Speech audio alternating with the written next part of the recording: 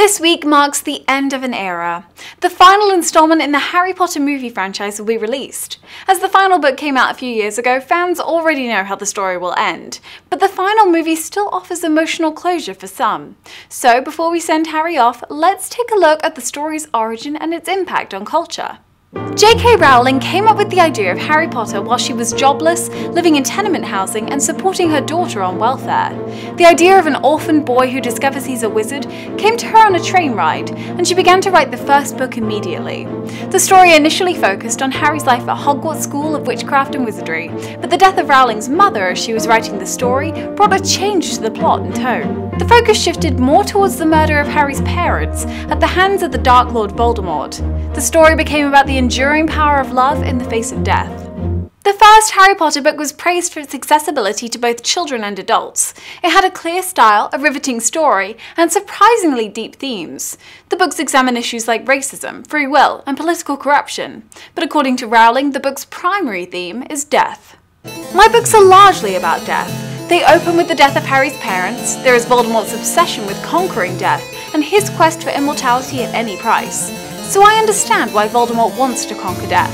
We're all frightened of it. You may think that such heavy themes wouldn't be appropriate for children, and you wouldn't be alone. But Rowling's resolve to treat her young readers with dignity and respect likely contributed to Harry Potter becoming one of the most influential and lucrative book franchises of all time. Let's review. In 1998, Scholastic bid an unprecedented $105,000 for the American publishing rights to Harry Potter. In the early 2000s, Harry Potter was attributed to an uptick in young adult reading by the National Endowment for the Arts. In 2007, the final book, The Deathly Hallows, sold a record-breaking 15 million copies in one day. In 2008, J.K. Rowling became the first billionaire author.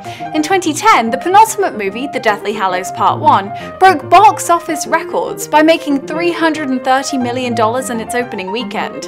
In 2011, Rowling announced Pottermore, an innovative online bookstore that will exclusively sell Harry Potter ebooks in an open format. Analysts speculate the power of the brand could force Amazon to open its Kindle to books purchased from third-party stores. On July 7th, J.K. Rowling appeared with the Harry Potter movie stars at the premiere of The Deathly Hallows Part 2 in London. Before the movie began, she gave her fans these parting words. No story lives unless someone wants to listen. The stories we love best do live with us forever. Whether you come back by page or by the big screen, Hogwarts will always be there to welcome you home.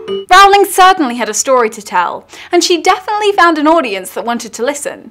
While some critics say that the book's phenomenal popularity is undeserved by its literary quality, many people predict the books will be fondly remembered as classics. Chief among the supporters of Rowling's work is Stephen King, who said that Harry Potter, quote, will indeed stand time's test and wind up on a shelf where only the best are kept. I think Harry will take his place with Alice, Huck, Frodo and Dorothy. And this is one series not just for the decade, but for the ages. End quote.